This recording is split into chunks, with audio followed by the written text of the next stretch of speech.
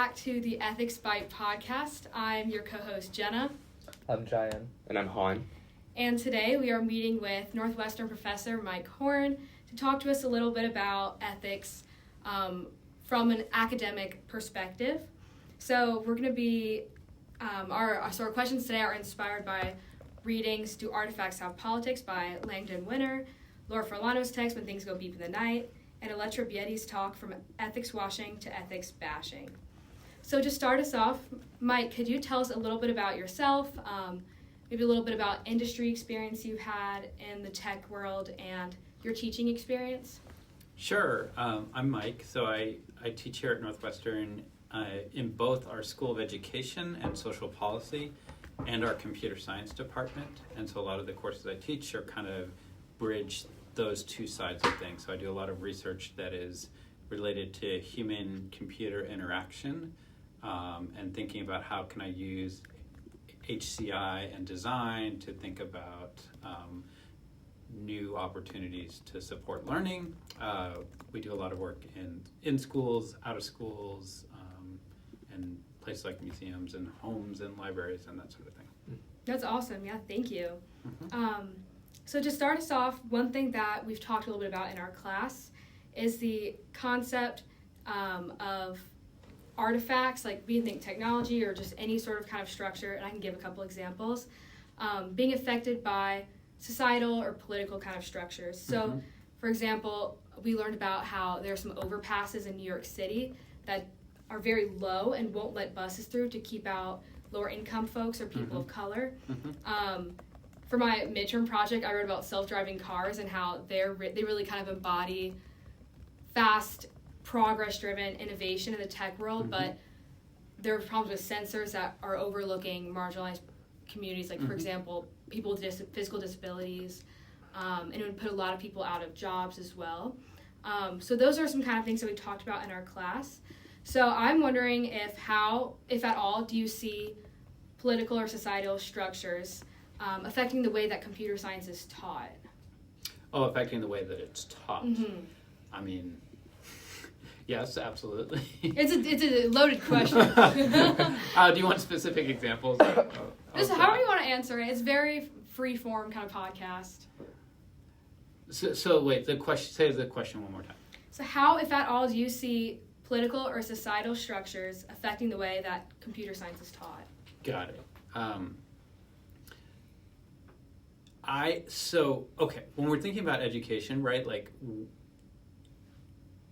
it happens in a framework that we've kind of largely socially constructed as a society, right? That sort of like people who are here at this university are paying a lot of money because they want jobs, right? And so we're in this kind of framework and then as a faculty member, I'm expected to sort of deliver information, and then you're expected as a student to sort of take notes, observe, like study really hard, work really hard so that you can, jump through whatever hoops I have set up for you.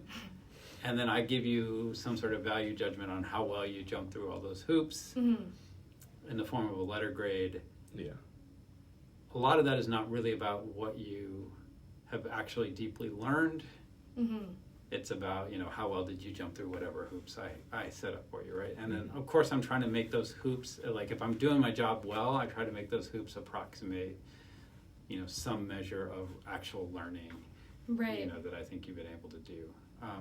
But when I violate that contract, okay, that's this contract. So if I just do that, no one cares. Right, like everyone's like, okay, yeah, I didn't jump through enough hoops, and you gave me a B, and I might come and complain about that B, but like, at the end of the day, you don't really question, Yeah. Like, you got an, whatever, 89%. But if I violate the contract and just sort of say, hey, like everybody gets an A, and I need you to work really hard to learn stuff. So like, what's your reaction to that, right? Like if I started the quarter by just saying like, I don't really care about letter grades, you're all going to get an A, and like, I really want to explore these ideas with you together, in a way I've violated the contract, and either you're going to be like, that's weird,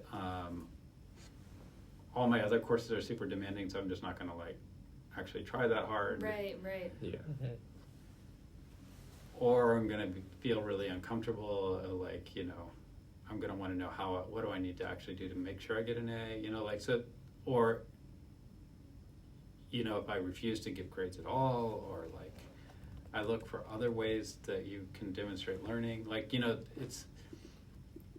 there are a whole range of like societal norms and values that like go into like higher education systems that so we're just living with this set of like extreme pressures about like how education you know is supposed to work. Yeah, and I definitely kind of feel that in the work. I've started my job already, and I totally feel that in the workplace too, where, you know, there are certain demands, and if they don't seem demanding enough, it's like, oh, I can wait on this a little bit. That'll be one of my lower priorities. Like, right. It's hard. Like, it's you want to find that balance of motivating people to get stuff done, but to keep people from jumping through hoops in the sense of, like, I don't know, like using ChatGPT to write their assignments kind of thing. You want people to actually put effort in. But yeah, great. Thank you so much for that insight.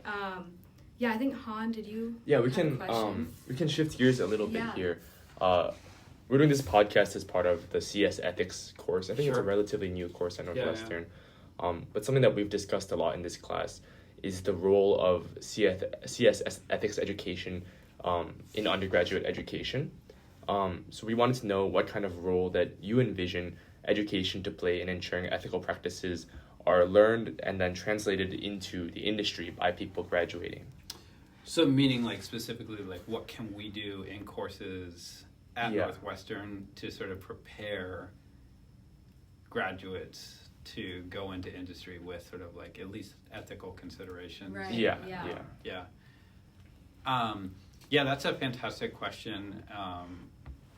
And I mean, so there's a number, I guess I had to think through, like, so on one level, it's just kind of thinking about like we're making ethical judgments all the time. Yeah. Okay, and everything we do, even if we don't think about it at that level, right? And a lot of times we're running on heuristics, which is just like we have a set of heuristics that society has given us, like these are the social norms, social values. So I don't have to think through every single decision that I make in my life to consider the deep ethical implications of it, right? Like, but you know, I get the plastic cup, whatever, for my coffee in the morning, and I throw it away. Yeah. That is an ethical action that I just took. Yeah. Right, but the norms of society are like that there's harm in that action, but it's okay because you don't even think about it, right? We don't even think about it, right? Because we've just sort of, as a society, decided collectively that doesn't matter, right? But if I light up a cigarette in front of you right now, you're all going to be like, "Oh my god!" Right. Maybe not like 50 years ago, though. Right, because collectively as a society, we've decided that secondhand smoke is dangerous and immoral, right? And so there's like the morality is just sort of baked into our culture and society, and so like for the most part we're not thinking about it, even if we're taking actions that are harmful. Okay. I think a lot of it too is like what the examples that you were just giving, when the harmful effects we see more firsthand, or like it's people right in front of you that are getting the secondhand smoke kind of thing, versus the environment way down the line, or that plastic cup ends up in a dump somewhere far away. Yeah, it's like the closer we are to the negative effects, the more we are aware of those ethical actions, I feel like. Totally. And so extending that, so then like when we are making decisions all the time in computer science class, like, you know, I'm going to train that large language model, I don't really think about, it's like way worse than throwing away a plastic cup because of the compute power that I need to actually train that model, right? And like but if it's like advancing science and like I'm understanding, you know, how to, you know, run this, like figure out this like insight into how these models are going to improve, like I don't really think about that as harm. In a way, computer science is like we're thinking about efficiency, right? We're thinking about how do we make these tools sharper and better at doing what they do, but then sort of like, and we sort of give ourselves a little bit of a degree of moral absolution. Like, my job is just to design a better chainsaw. Like, I'm focused on the science of making this thing incredibly good at cutting down trees. I don't necessarily I give myself like the absolution of not worrying about how that chainsaw is actually going to go and like, chop down a forest and destroy an ecosystem. Like, I don't like kind of think through those levels of the. Right, yeah, it's everything can go very far upstream and downstream. This is what I've learned from this ethics class. Right. There's a very far downstream path and a very far upstream path, and it's, there are lots of effects from like all of our, actually, I didn't even realize that was one of running a large, like machine learning kind of program or to like natural language processing, like that takes so much energy to run, and I had never even really considered that. I just was like, I run on my computer, it's on my computer, whatever, I don't have to think about it anymore. Yeah. And then I think like moving to like teaching and education more specifically, and thinking about the way you practice it, how do you think your identity has affected your approach to teaching, and how have you connected with students who might have different backgrounds and identities other than your own? How has my identity in particular affected my approach to teaching? Is that kind of the question? Yeah, I mean, so, okay, for those of you listening to the podcast, I'm a white male, and I think about that identity a lot, and, I also think that, I have the privilege of not having to think about my identity a lot, right? Like, I can walk into any space and kind of assume that no one's going to question my, maybe they won't question it to my face, but no one's going to question my presence in a room, right? Like, no one's going to mistake me for, like, an undergrad or whatever, like, no one's going to sort of, even if I have imposter syndrome at different points in my career, no one like imposes that imposter syndrome on me externally, right? So, so I do think about that identity a lot, and I think about,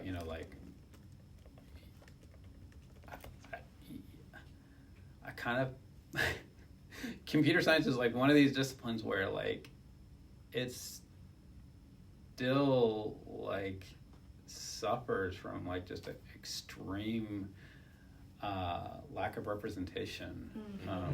Definitely, yeah. And you can go all the way down to like, you can go all the way back to like high school AP classes. So like the advanced placement exam, it's still, if you look at the data from the past 3 years, it's still like, I think AP CSA is like the single most gender biased AP exam that exists. Wow. Right? Yeah, it definitely was when I took it. Yeah. It's almost all men. It's one of the most racially biased AP exams that exists if you look at the pass rates and you look at the participation rates. Okay. So in a way, like, I am constantly thinking about like what I kind of think on a deep level it's about like a lot of it comes down to like, it's not just that people don't feel welcome in computer science. It's sort of like a level at which they don't like sort of culturally identify with computer science on a deep level. From a young age, and kind of thinking about like, if we're really going to solve this problem, it's going to be a longer term effort that like kind of culturally reframes the engagement in computer science at a deep level. There's really interesting studies of like basketball and how basketball shifted kind of in the early 90s to sort of having this image as a sport that was really appealing to African Americans, right? Like, and it transformed the sport. It transformed the way that people engaged with the sport, and it was largely due to a marketing campaign. But there was a profound cultural shift in the idea of like who gets to play basketball, who's good at basketball. And I think we're sort of still living in that like, if you kind of think about one of my PhD students, Isaiah Wallace, is doing this research and is really interested in like how do we reframe the cultural image of computing. Was his project, did it have something to do with dance maybe too? Yeah, well he's very artsy guy, right? Definitely. Art and music. No, I'm curious too, because I feel like from my experience working with you on TunePad, being able to engage younger students, like non-university students, like people in elementary school, middle school, I think that starting at an early age too with really kind of engaging way of presenting computer science that's like very fun and people know music, they like music. I feel like that alone is a step to kind of get people more engaged from an early age, making them feel like from the start they can, from growing up, they feel like they have a place in computer science by having this early exposure. Yeah, and I agree with that, and I'm also like, very like, there's this trap. Okay, so the trap is we say, oh, like music. Oh, that's going to be appealing to the youth, right? Let's go and do that. You know, like, as someone who loves music, that's exactly what I think. Right. And without recognizing that, you know, music is its own complete discipline. So like, there's a way in which we can say, oh, like, you know, we can trick people into learning computer science and learning to love computer science by like dressing it up in different or video games, right? Or robotics. We're going to be like, oh, we're going to sort of get people interested in computing, not for its own sake, but because it's like kind of dressed up in these other. Now, I think that's fine. If like your entry point, like I loved video games as a kid and I wanted to make my own video games and like that's what got me into computer science and like that worked for me. So like, I think, but having a lot of different entry points and ways of engaging, I think is important. Yeah, definitely. That's great insight. I relate to that a lot. Like, I'm an overrepresented minority or majority in computer science. But I started coding like during college, but growing up, like in elementary school, we always had like the hour of code, and we always had the code.org come to our school. So there was a lot of like latent exposure, and it was always presented as something that was very accessible to me. So kind of following up on your observations about just building a lot of entry points, like what do you think, other than music or the traditional like ways we've approached early CS education, are promising entry points to increase the diversity in the technology field? I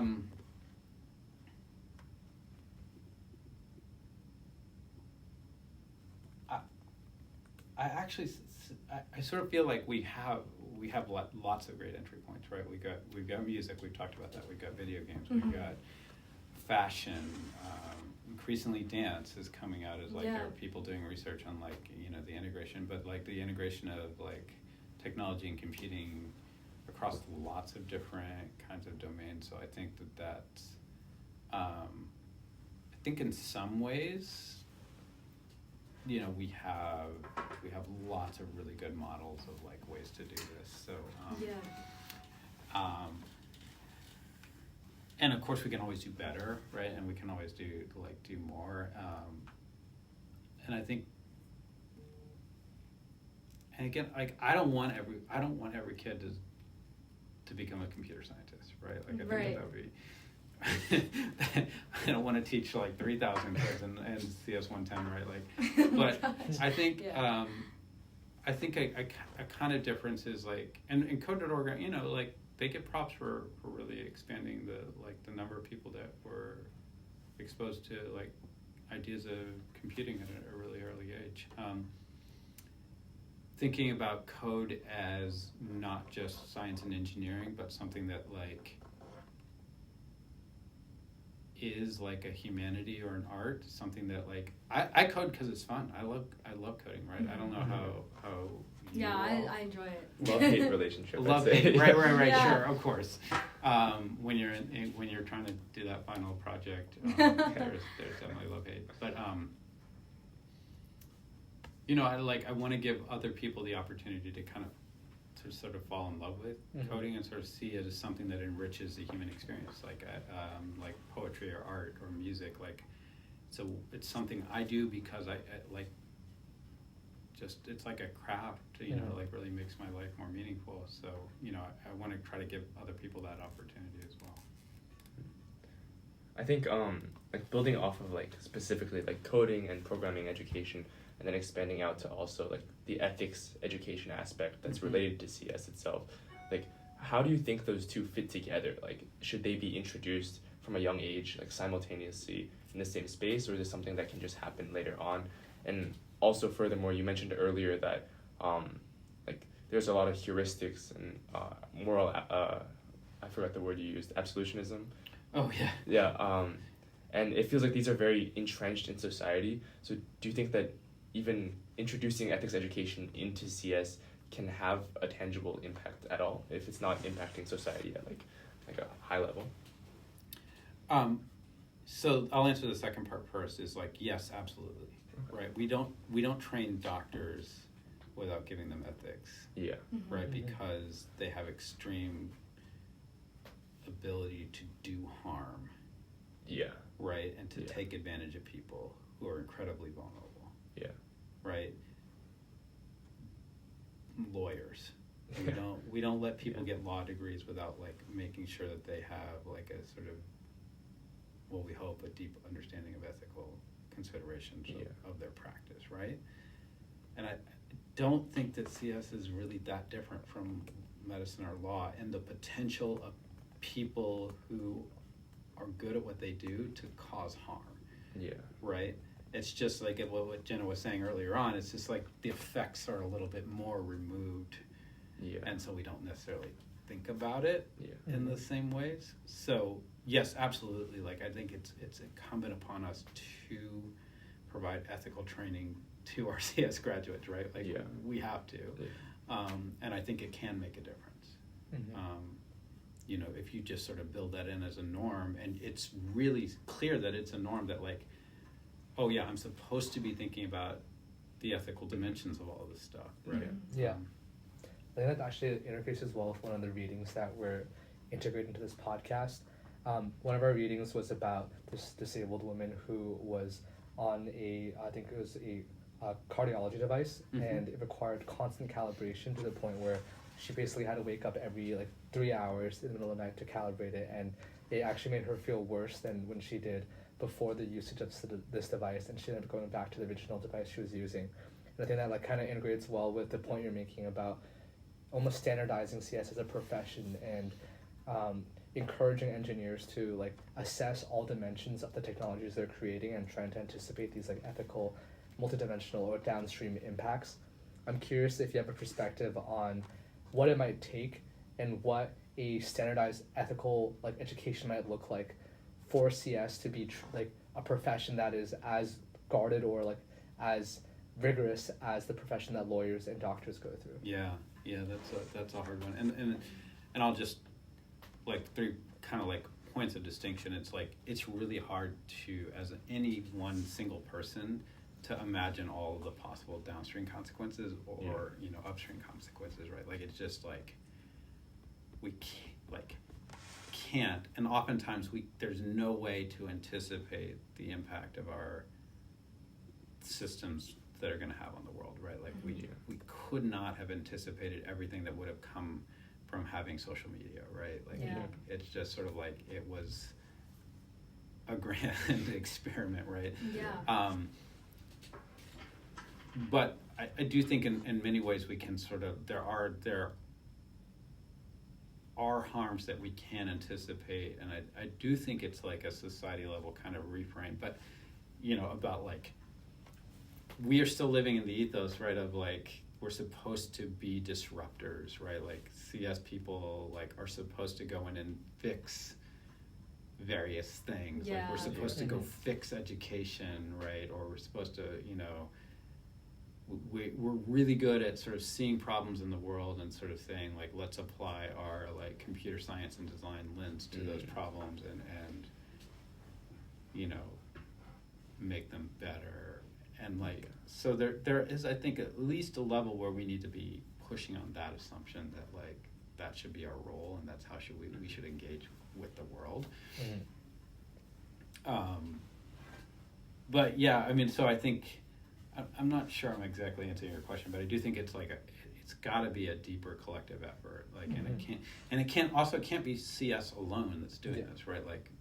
There's all of these related fields that are all kind of feeding into the tech industry that need to have the same level of kind of training. Yeah. One thing we talked about in class a lot was making sure that we're including lots of different voices, especially voices from people who are members of marginalized communities in these decision-making processes when it comes to designing technologies. And I feel like what you said definitely goes along with that, like making sure we're looking at it from all different angles, all different lenses.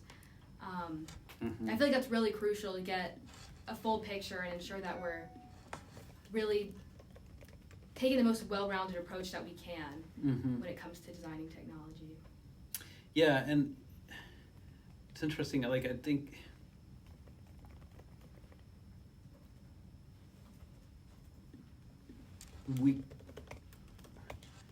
we should think in terms of like, okay, who are marginalized in a given situation, right?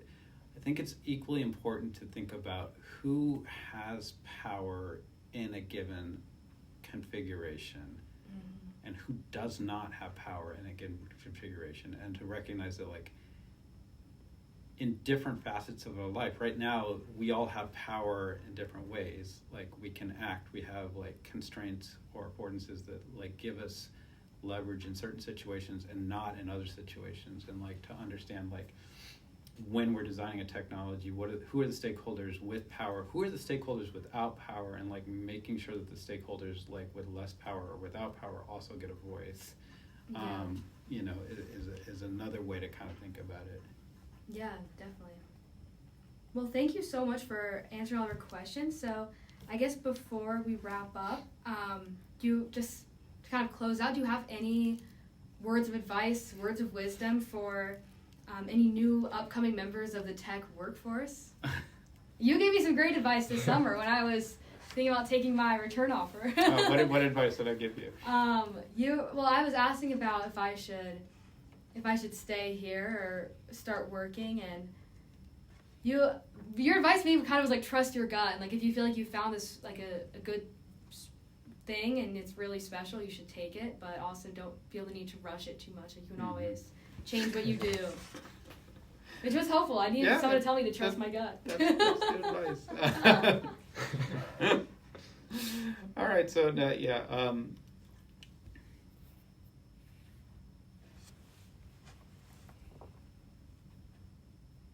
so much advice to give, but you know, as you get older, you're like you're less and less eager to give out advice because you don't want to like. People sort of need to experience it and learn for themselves. That's very fair.